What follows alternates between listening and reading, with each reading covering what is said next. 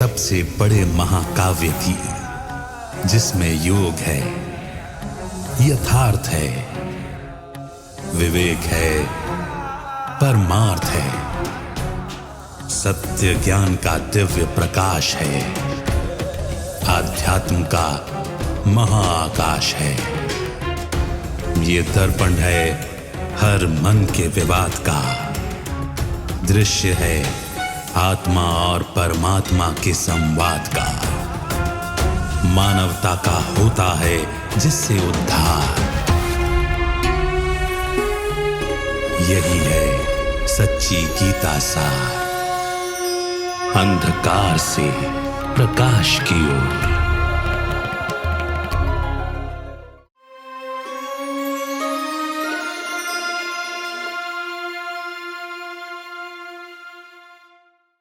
नमस्कार। अंधकार से प्रकाश की ओर सच्ची गीता सार इस कार्यक्रम में आप सभी का स्वागत है। गीता की महिमा भी बहुत है। जो लोग गीता पढ़ते हैं उसे अक्सर एक पूजनीय दृष्टि से देखते हैं। कई लोग तो गीता पढ़ने के बजाय सिर्फ उसकी पूजा ही करते हैं। मगर क्या ऐसे करने से गीता का वास्तविक अर्थ समझ में आएगा? क्या जीवन में कुछ परिवर्तन हो सकता है? गीता को पूजनीय करने के साथ साथ लोग उसकी महिमा भी करते हैं। गीता की महिमा के बारे में आज हम चर्चा करते हैं। हमारे साथ स्टूडियो में ब्रह्मा कुमार बृजमोहन भाई हैं। भाई साहब, आपका स्वागत है। ओम शांति। जैसे ये बात सुनी और देखी जाती है, लोग गीता को एक पवित्र ग्रंथ के रूप में देखते हैं, एक ऐसे धर्मशास्त्र के रूप में देखते हैं जिसका एक बहुत ही पूजनीय स्थान है। इसके कारण बहुत सारे लोग सिर्फ पूजा ही कर लेते हैं, पढ़ते भी नहीं है, ये भी होता है। मगर गीता की महिमा में जो बात कही जाती है वो कहा जाता है कि गीता सर्वशास्त्रमयी शिरोमणि है। तो इसमें दो शब्द आते हैं। एक तो शिरोमणि है, तो अपने आप में उसकी ऊंचाई दिखाई जाती है इसमें, और साथ साथ सर्वशास्त्रमयी कहा जाता है। तो इन दोनों का तात्पर्य क्या है? गीता का महत्व तो ये बताया गया है कि गीता ज्ञान को जानने के बाद और किसी ज्ञान को जानने की आवश्यकता ही नहीं रहती, तो ऑटोमेटिकली शिरोमणि हो गई, सर्वशास्त्रमयी शिरोमणि हो गई। दूसरी बात यह है कि कोर्ट में, कचहरी में अनेक शास्त्र हैं। गीता को ही क्यों उठवाया जाता है ओथ लेने के लिए? ये भी एक प्रश्न पैदा होता है। अगर कोई ये कहे कि नहीं, कोई अन्य शास्त्र इससे बड़ा है, उसको उठवाना चाहिए। इससे भी पता लगता है कि जो कोर्ट वाले समझते हैं कि इसको हाथ में लेगा, कम से कम उसका माइंड चेंज होगा।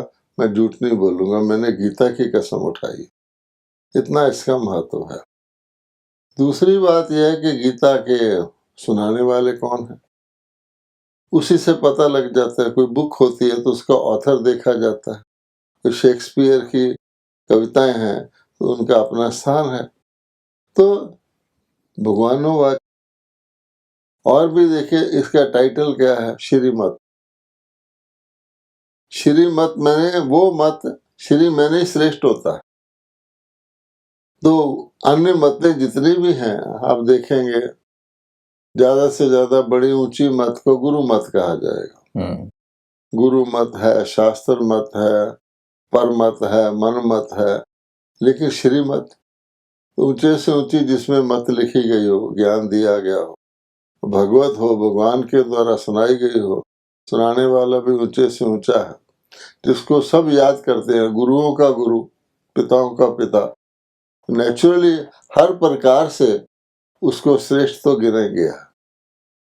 अब दूसरी बात क्या है कि उसके अंदर जो मेडिसिन है या दवाई है, जो ज्ञान है, वो जादू की तरह है, कहा है ना।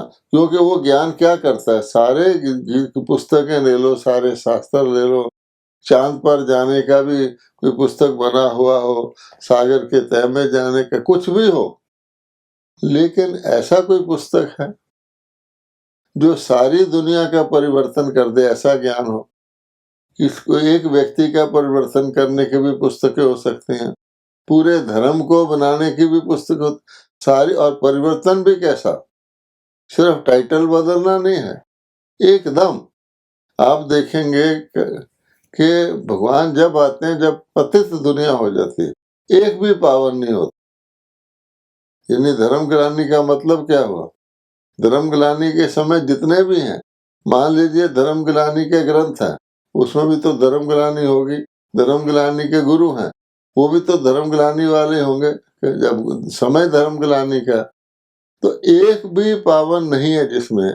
सारी प्रेयर यही है, पतित पावन आओ, गंगा नहा रहे हैं पावन बनने के लिए, सीताराम कह रहे हैं। तो उसके बाद अचानक ये देवी देवताओं का युग आ गया जिसमें एक भी पतित नहीं।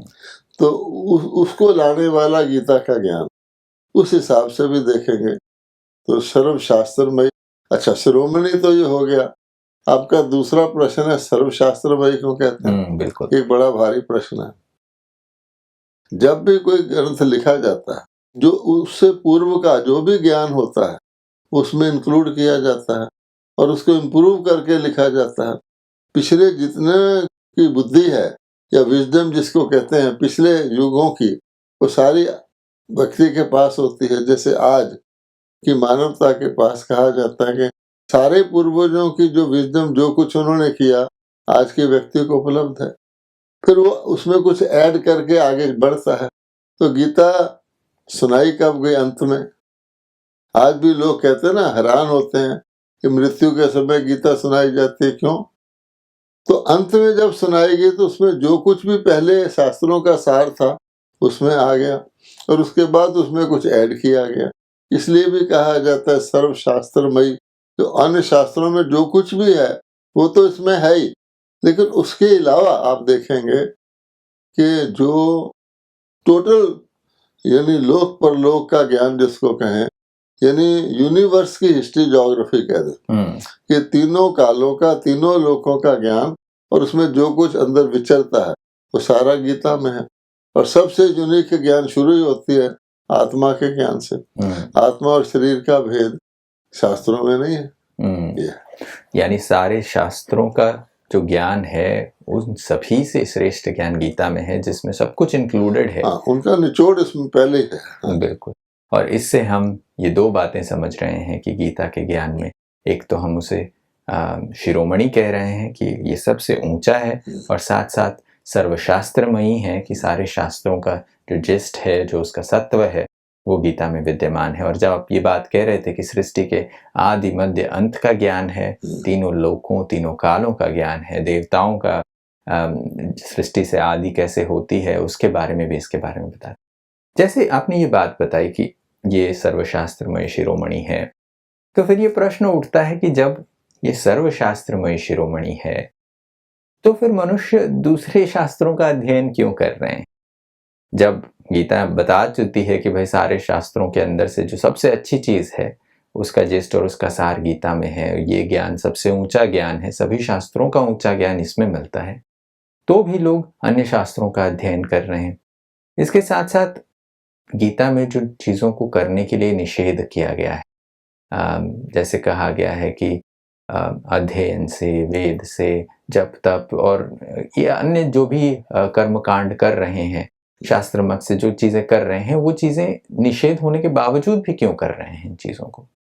अब देखिए, पहला हिस्सा आपके प्रश्न का ये है कि अगर ये सर्वशास्त्रमय शिरोमणि है, इतना ही सर्वोच्च ज्ञान इसमें है, तो लोग अन्य शास्त्रों को क्यों पढ़ रहे हैं? अब आप देखिए कि किसी की कैपेसिटी, हर व्यक्ति की ज्ञान लेने की, विद्या पढ़ने की भी कैपेसिटी अलग होती है। बिल्कुल। कई बच्चे मैट्रिक भी नहीं पास करते, उनको क्लास में बैठने बहुत भारी लगता है। उनको कहो कुछ बढ़ई का काम कर लो, लोहार का, वो खुश होंगे। अच्छा, इसी प्रकार से जो सर्वश्रेष्ठ चीज होती है उसका पात्र भी सर्वश्रेष्ठ होता है। बिल्कुल। गीता में कहा गया कि ये ज्ञान पात्र को दो, क्योंकि जिसको उसकी समझ ही नहीं है, अब कोई बंदर को हीरे दे दे, हीरा तो मोस्ट वैल्यूएबल चीज है, और बंदर को चना दे दे तो हीरा नहीं लेगा, चना लेगा। एक तो यह है कि जो आत्माएं हैं उनकी अपनी अपनी कैपेसिटी है। तो जिन्होंने सर्वश्रेष्ठ ज्ञान लेना ही नहीं, मान लो एक पीएचडी का कोर्स है, वो पीएचडी तक पहुंचते ही नहीं, तो वो क्यों लेंगे? तो ऐसे इस प्रकार से हर एक की कैपेसिटी होती है। वो अप्रिशिएट कर सकता है कि गीता बहुत अच्छी है, पूजा भी कर लेगा, लेकिन उसके बियॉन्ड है, इसलिए पूजा करके छोड़ देगा कि आप तो बहुत ऊंची चीज हो मेरे से। एक तो ये कारण है। और सब लोग गीता ज्ञान सुनते नहीं। गीता में ही लिखा हुआ कि मैं भगवान आता हूँ और मैं मेरे ज्ञान को आश्चर्यवत सुनते हैं, सुनाते हैं, देखते हैं, फिर भी वो बहुत थोड़े से लोग उसको धारण करते हैं। भगवान कहता है कि को बहुत सारों में से कोई उससे भी कोई इसको समझ पाता है। तो भावार्थ यही हुआ कि अगर दुनिया के अंदर भी आप लें, एक मार्केट है और उसमें ज्वेलरी की दुकान है और भी दुकानें हैं, तो जिसको जो लेना होगा, ज्वेलरी भी एक प्योर ज्वेलरी है, बहुत हाई क्लास ज्वेल्स हैं, एक बी क्लास है, सी क्लास है, कोई मिक्स वाली है, आजकल तो नकली बहुत चमकती है। तो लोग क्या करेंगे? सस्ते वाला सस्ती लेगा। उस हिसाब से एक तो ये है। और दूसरे भगवान कहता है कि जो उपलब्ध है ज्ञान, आप उस वक्त की बात कर रहे हैं जबकि गीता सुनाई जा चुकी है। आप आज की बात कर रहे हैं कि अगर ऐसा ही है तो फिर लोग अन्य शास्त्र क्यों पढ़ रहे हैं? तो जिस वक्त भगवान ने गीता सुनाई थी, उस वक्त तो अन्य शास्त्र जो थे भी, वो भी समाप्त हो गए। जितने यज्ञ रचे जाते थे उस ये खत्म हो गए। भगवान कहता है मैं तो अन्य सभी चीजों की इस यज्ञ में आहुति डलती है। जो कुछ वो था उससे पहले, भगवान तो बिल्कुल नई बात सुनाते हैं। उस समय तो दूसरी वैरायटियों की ना जरूरत थी ना थे, यहाँ तक कि भगवान की भी जरूरत नहीं थी। सुनाने वाला सुना के चला गया। स्वर्ग में भगवान नहीं आता, सतयुग में भगवान नहीं आता। तो एक तो ये है। फिर ये प्रश्न कहाँ से पैदा हुआ कि जब बहुत काल बीत गया, गीता की जरूरत पड़ी, असली गीता तो भगवान सुना के चले गए थे, किसी ऋषि ने गीता को लिखा। अब जब उन्होंने गीता को लिखा तो वो गीता तो नहीं है, तो उसमें तो कई बातें अलग अलग तरह की है, कंफ्यूजिंग भी हैं। तो लोग उसको भी पढ़ रहे हैं, दूसरों के भी पढ़ रहे हैं, अपने कंफ्यूजन को दूर करने की कोशिश कर रहे हैं। तो पहले भी अन्य में तो कंफ्यूजन था ही, तभी भगवान आया। और अब वो जो गीता उसमें ऐड हो गया ग्रंथ, उसमें भी वही कंफ्यूजन है, इसलिए लोग इसे ऐसे कर रहे हैं। जब आप ये बात कह रहे हैं तो इससे पता चलता है कि जैसे अन्य शास्त्र हो गए, गीता को भी उसी के लाइन में ऐड कर दिया गया। हाँ। वो भी उनके जैसे बहुत सारी चीजें हाँ। उसमें ऐड हो गई। अब ये प्रश्न उठता है कि जब ऐसा हो गया है तो गीता में, जब आज जो गीता लिखी हुई है, जो किताब के रूप में हमारे पास है, उसमें परमात्मा के द्वारा दिया हुआ पूर्ण ज्ञान नहीं है, तो फिर इसको पढ़ने का फायदा क्या होगा? इस गीता में क्योंकि पूरा ज्ञान नहीं है और गीता स्वयं कहती है कि परमात्मा ने बताया है कि ये गीता का ज्ञान प्रायलोप हो जाता है, तो आज उसमें वो सब कुछ नहीं है, तो फिर इस किताब के अंदर लिखे हुए गीता ज्ञान से क्या प्राप्ति होगी? लोग क्यों इसे पढ़ते हैं फिर से? अब इसके भी दो कारण हो सकते हैं। एक तो है एंटीक वैल्यू, कि कोई चीज बहुत पुरानी है, प्रतिष्ठित है, तो आज उससे बेटर चीजें निकल चुकी हैं, लेकिन उसका जो ब्रांड है वो खुद भी मायने रखता है और उसमें कुछ ऐसी चीज है जिस कारण से वो अपनी मूल्य रखती है। तो गीता की एंटीक वैल्यू भी है। वरना आप देखिए कोर्ट में शायद जज ने भी वो गीता ना पढ़ी हो, फिर भी उसको रखा जाता है, तो उसकी वर्थ गिनी जाती है। तो एंटीक वैल्यू तो होती है। उस हिसाब से देखा जाए, जितने भी शास्त्र हैं वो कहा जाता है उसके बाल बच्चे हैं। तो अगर किसी ने ग्रैंडफादर को ही पूजना हो, जैसे आज भी लोग जो हैं आदि देव को याद करते हैं, कहते हैं बाबा आदम थे। कितने भी पैगंबर आ जाएं, पर बाबा आदम की तो अपनी जगह है, किसी ने उसको देखा भी ना हो। इसी प्रकार से भारत में ब्रह्मा है। अब गीता में ही लिखा हुआ है कि ब्रह्मा जी ने यज्ञ रचा था। आज ब्रह्मा के मंदिर भी 2-4 ही होंगे, लेकिन जब ब्रह्मा का नाम आता है तो वो भावना जागती है कि हमारे ग्रैंड पेरेंट हैं। उस हिसाब से भी गीता सर्वशास्त्रों का माई बाप। और दूसरे क्या है कि इसके अंदर कुछ ना कुछ तो है। आपको अन्य चीजें बहुत मिल जाएंगी, लेकिन कुछ ना कुछ तो है। फॉर एग्जाम्पल, आप कहीं मुगलों के जाके देखें जो मॉन्यूमेंट हैं, उनमें जो जो बुर्जियां सबके ऊपर टूटा हुआ है। तो हमने पूछा कि ये क्या है, चाहे आगरे के किले में चले जाएं तो वो बोले जी यहाँ हीरे लगे रहते थे, लोग तोड़ के ले गए। अब आप तसव्वुर कीजिए कि मान लीजिए आप भारत में एक ऐसी बिल्डिंग है जिसमें ऊन मोंटियों पर हीरे लगे हुए हैं। अब उसका कोई मतलब तो नहीं है, हीरा उसमें क्या कर रहा है, पत्थर। उससे तो हीरा किसी के हार में हो या हीरो को बेच दो, लेकिन अगर कहीं है तो उसमें खास चीज उसमें है ना। इसी प्रकार से वो भगवान, उसके अंदर कुछ ना कुछ ऐसा है जो अन्य शास्त्रों में नहीं मिलता, क्योंकि अन्य उसी के प्रोडक्ट है। जैसे कोई व्यक्ति बद्रीनाथ जाता है या किसी नदी के जहाँ शुरू होती वहां जाता है, क्यों जाता है? यहाँ तो और फैली हुई है, लेकिन वो देखता है कि वहां उसका कुछ और रूप है, इतनी प्योर है, जरा सी निकलती है। आज हम उसका बहुत बड़ा रूप देख रहे हैं, गदला रूप देख रहे हैं। उस एंगल से भी ना कुछ न जो लोग इसको पढ़ते हैं वो कहते हैं कि अन्य शास्त्रों में तो मान लो संन्यास का शास्त्र पढ़ेंगे, उसमें तो संन्यास ही होगा ना, और इसमें सारा कुछ है। इसमें देवताओं की भी झलक है। अन्य कितने शास्त्र हैं जिसमें देवी देवताओं की झलक होगी। इसमें खाने पीने का, कर्म का, हर प्रकार का ज्ञान है। तो कुछ रेमनेंट है, उस कारण से भी इसका मूल्य है। बाकी कोई समझे कि जो गीता के भगवान ने गीता सुनाई थी, जिससे सारे समाज का परिवर्तन हो गया, प्रकृति का परिवर्तन हो गया, युग का परिवर्तन हो गया, वो नहीं है। यानी गीता में जो कहा जाता है कि धर्म की पुनर्स्थापना के लिए मैं आता हूँ, उस किताब के आधार पर, किताब में लिखी हुई गीता के आधार पर धर्म की पुनर्स्थापना और वो परिवर्तन नहीं होता। अगर कोई कर भी ले तो धर्म का विनाश कहाँ जाएगा? वो संभव नहीं होता, क्योंकि जितने धर्म आए हैं उन्होंने स्थापना की है अपने धर्म की और पालना की है, पहले वाले का विनाश नहीं किया। यानी आज जो गीता हमारे पास मौजूद है उसमें कुछ न कुछ चिन्ह है, जैसे थोड़ा बहुत सच्चाई देखने को मिलती है, उसमें कुछ ग्लिम्पसेस देखने को मिलते हैं, मगर वो पूरा प्रकाश नहीं है। जैसे कहा जाता है कि शास्त्रों ने और इस गीता ने पूर्णिमा तो नहीं की, पूर्णिमा तो भगवान ही करेगा सच्ची की, लेकिन अमावस्या नहीं होने। थोड़ी सी उसमें चांद की छोटा सा एक चिन्ह है। अर्थात जैसे सूर्य नहीं होता तो नकली लाइटें जगाते हैं, अगर नकली भी गायब हो जाएं तो फिर अंधेरा हो जाएगा।